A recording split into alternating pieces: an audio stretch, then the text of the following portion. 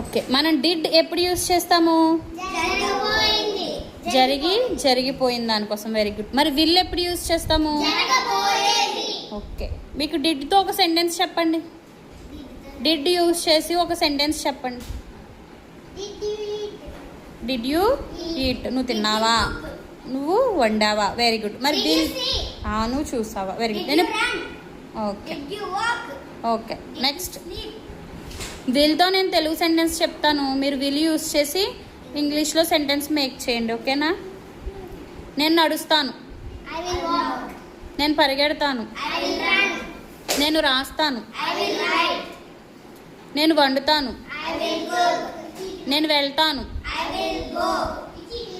నేను గీస్తాను. I will draw.